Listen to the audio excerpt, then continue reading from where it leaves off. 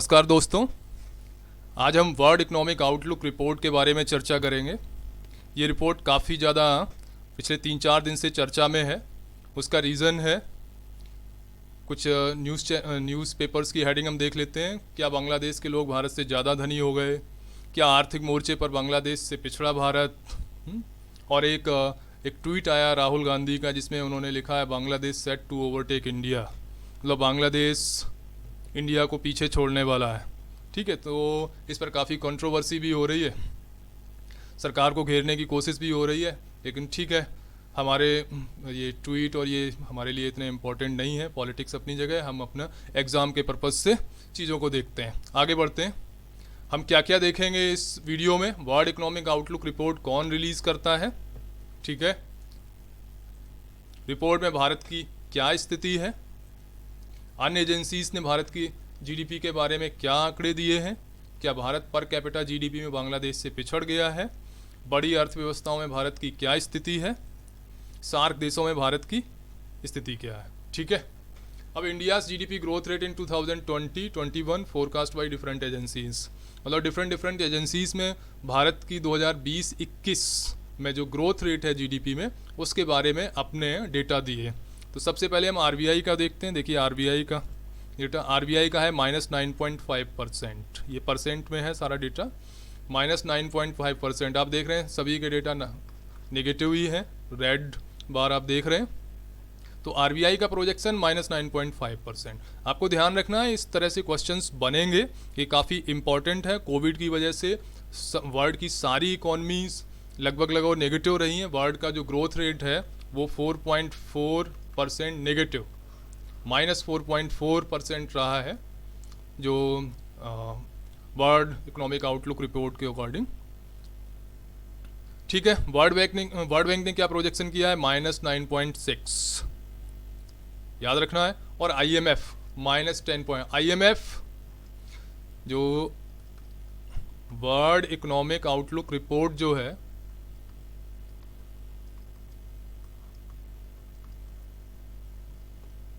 Report IMF ही जारी करता है, क्लियर है ना।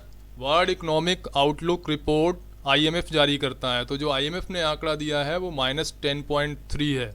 भारत का जीडीपी ग्रोथ नेगेटिव रहेगा, कितना, -10.3%। क्लियर है यहाँ पर। World economic outlook report IMF जारी करता है, इंटरनेशनल मॉनिटरी फंड। इसका हेडक्वार्टर कहाँ है, वाशिंगटन डीसी में। चलिए आगे चलते हैं। हाँ, GDP growth rate world economic outlook report के अकॉर्डिंग 2020-21 में भारत के जीडीपी ग्रोथ -10.3, पीछे हमने देखा, देखिए माइनस में 10.3। और लेकिन थोड़ा सा पॉजिटिव संकेत भी है कि 2021-22 में हमारी अर्थव्यवस्था, इकॉनमी थोड़ा सा सुधरेगी और उसमें जो ग्रोथ रेट आएगी वो 8.8% आएगी, जो वृद्धि आएगी वो 8.8% आएगी। यहाँ पर नोट करने की चीज़ है कि हमारा जीडीपी 2019 में कितना था, लगभग 200 लाख करोड़। ठीक है, ये रुपीस में है, ठीक, 2019 में। अब क्या 2020-21 में हमारी इकॉनमी -10.3 हो गई। इसका मतलब है 2020-21 में हमारा कितना हो जाएगा, 200 लाख करोड़ का -10.3% निकाल लेते हैं तो माइनस होके ये 1.79.4 लाख करोड़ रह गया। ठीक है, और वही ठीक है, आगे ग्रोथ हो जाएगी 21-22 में 8.8%। तो 179.4 का है, 8.8% हम निकालते हैं तो लगभग ये आएगा हम अराउंड 196 लाख करोड़ के आसपास।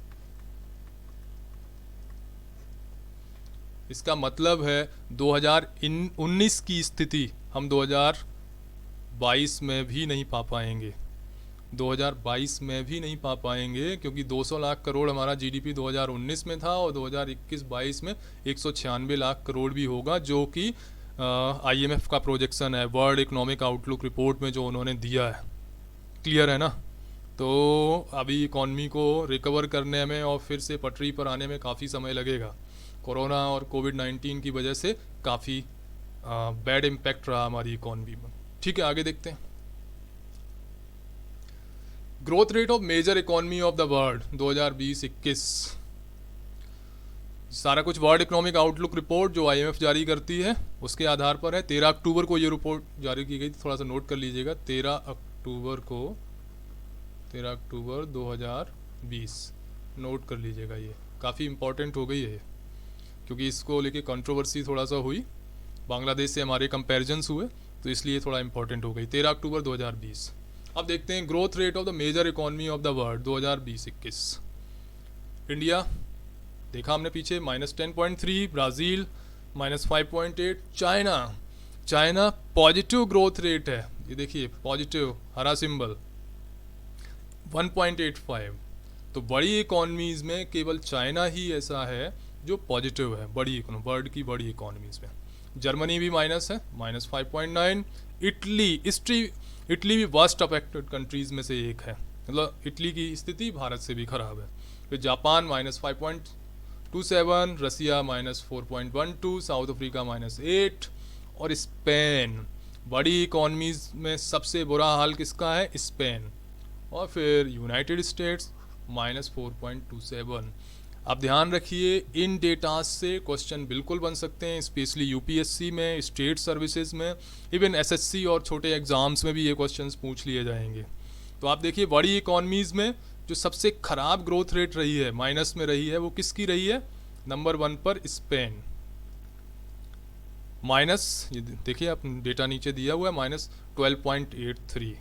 कितना रहा? -12.83। फिर नंबर 2 पर इटली और नंबर 3 पर इंडिया। तो ये बड़ी इकॉनमीज़ का आप देख लीजिए क्या हाल हुआ है, और ये डेटा आपको थोड़ा ध्यान रखने हैं, काफ़ी इंपॉर्टेंट है। चलिए आगे बढ़ते हैं। अब देखते हैं सार्क कंट्री से हमेशा कंपैरिजन, भारत एक सार्क देश है, सबसे बड़ा सार्क देश है, तो सार्क देश से कंपैरिजन लाजमी है, हमेशा कंपैरिजन किया जाएगा और इससे क्वेश्चंस भी आएंगे। बांग्लादेश, इसका पॉजिटिव रहा है, ग्रोथ रेट पॉजिटिव रहा है। बांग्लादेश में लॉकडाउन बहुत ही लिमिटेड रहा, उसकी वजह से इकॉनमी पर ज़्यादा इम्पैक्ट नहीं हुआ कोविड-19 की वजह से, तो इसलिए पॉजिटिव रिपोर्ट रही, ग्रोथ रेट रही, सॉरी। भूटान का भी नेग्लिजिबल है, 0 के आसपास है, 0.57 पॉजिटिव है। इंडिया देख ही लिया हमने, -10.3। और मालदीव वर्स्ट अफेक्टेड रहा है सार्क कंट्रीज़ में, -18.56, 18.56। क्यों रहा है? मालदीव देखिए छोटा आइलैंड कंट्री है, द्वीपीय कंट्री है, और इसका ज़्यादातर रेवेन्यू, ज़्यादातर GDP टूरिज़्म पर बेस्ड है। कोविड की वजह से टूरिज़्म इंडस्ट्री तो कम्प्लीटली बैठ ही गई, काफ़ी डाउन हो गई, तो मालदीव का तो GDP डाउन होना ही था। तो GDP में मालदीव सबसे ज़्यादा वर्स्ट अफेक्टेड कंट्री है सार्क कंट्रीज़ के बीच में, -18.56% निगेटिव ग्रोथ है। नेपाल 0 के आसपास है, ये भी नेग्लिजिबल है। श्रीलंका -4.55, पाकिस्तान भी नेग्लिजिबल -3.9, अफगानिस्तान -5। तो नोट करने वाली चीज़ यहाँ पर इंडिया और मालदीव की है, ठीक है, यहाँ से क्वेश्चन बन सकता है। चलिए नेक्स्ट चलते हैं।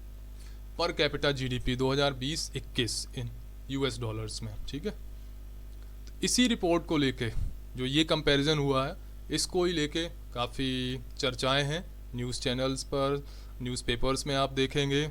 राहुल गांधी का ट्वीट भी इसी को बेस्ड था, ठीक है। हम देखते हैं बांग्लादेश का जो पर कैपिटा GDP है वो $1888 हो गया, ठीक है, और भारत का 1877।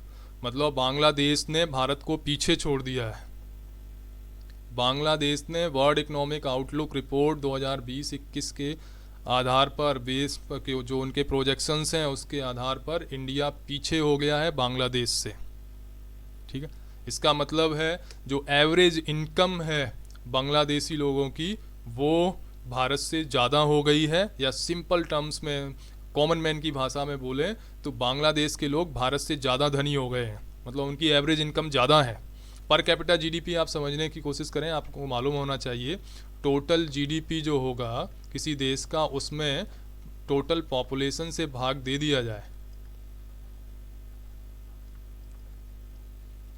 तो पर कैपिटा जीडीपी आ जाएगा। बहुत ही सिंपल टर्म्स में समझाया जाए, पर कैपिटा जीडीपी एक तरीके से किसी देश के नागरिक की एवरेज इनकम है, ठीक है, एवरेज इनकम है। तो ये बात बिल्कुल ठीक है कि भारत बांग्लादेश से पिछड़ गया है पर कैपिटा जीडीपी में। ओके, अब थोड़ी सी स्थिति देख लेते हैं। भारत की स्थिति सार्क देशों में क्या है, देखिए सार्क देशों में सबसे अच्छा जीडीपी किसका है, नंबर 1 पर कैपिटा जीडीपी सबसे अच्छा किसका है, मालदीव का। नंबर 2 पर कौन है, श्रीलंका। नंबर 3 पर कौन है, भूटान। नंबर 4 पर कौन है, बांग्लादेश आ गया है, इसी को लेके चर्चा में है। और नंबर 5 पर भारत, ठीक है। नंबर 6 पर पाकिस्तान। नंबर 7 पर नेपाल और नंबर 8 पर अफगानिस्तान। मतलब सार्क देशों में सबसे खराब स्थिति अफगानिस्तान की है। पाकिस्तान ने अपने डेटा दिए नहीं, लेकिन पुराने डेटा से कंपैरिजन किया जाए तो पाकिस्तान नंबर 6 पर आएगा। तो सबसे खराब स्थिति अफगानिस्तान की है, मतलब एवरेज इनकम अफगानी लोगों की सबसे कम है। तो भारत भी अब खराब स्थिति की तरफ बढ़ रहा है। सार्क देशों में हम 5वें नंबर पर आ गए हैं, मतलब बांग्लादेश, भूटान, श्रीलंका, मालदीव हमसे अच्छी स्थिति में हैं। आगे बढ़ते हैं, आप ये डेटास जरूर याद करिएगा, इनसे क्वेश्चंस बनेंगे। अच्छा ठीक है, ये जो हमारा आर्थिक संकट 2020 का आया वो कोविड की वजह से आया। कभी कभी कंपैरेटिव क्वेश्चन पूछ लिए जाते हैं। 1991 का आर्थिक संकट का रीज़न क्या था, ये था करेंसी ओवर वैल्यूएशन की वजह से, मुद्रा का ओवर वैल्यूएशन की वजह से हुआ था। और दूसरी चीज़ क्या थी, हमारा जो करंट अकाउंट डेफिसिट है वो बहुत ज़्यादा हो गया था, तो और उसकी वजह से बैलेंस ऑफ पेमेंट, भुगतान संतुलन बिगड़ गया था, ठीक है।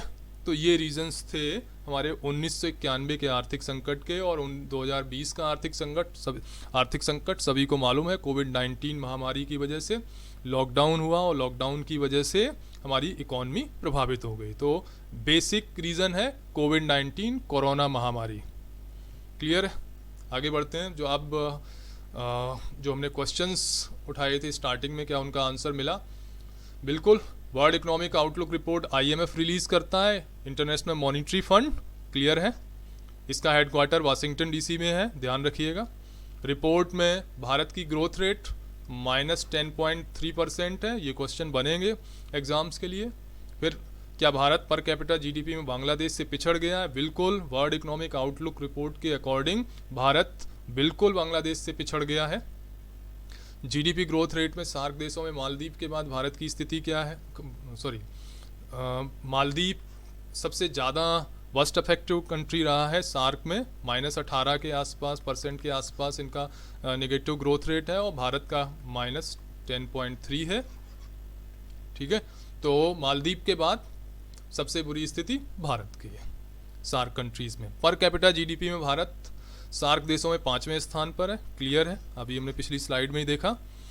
ठीक है, इस वीडियो से आपको वर्ल्ड इकोनॉमिक आउटलुक के जो डेटाज हैं उनके बारे में डिटेल पता चल गया होगा। ये सारे वही डेटाज कंपाइल किए हैं, वही फैक्ट कंपाइल किए गए हैं जो क्वेश्चंस जो आपके एग्ज़ाम्स में क्वेश्चंस पूछे जा सकते हैं, ठीक है। आपको आई थिंक सारी चीज़ें वर्ल्ड इकोनॉमिक आउटलुक रिपोर्ट के बारे में क्लियर हो गई होंगी, और आपका जो कन्फ्यूज़न है वो क्लियर हो गया होगा। Thank you. हमारे YouTube चैनल को लाइक और शेयर कीजिए, चैनल को सब्सक्राइब कीजिए, बेल आइकन को प्रेस कीजिए।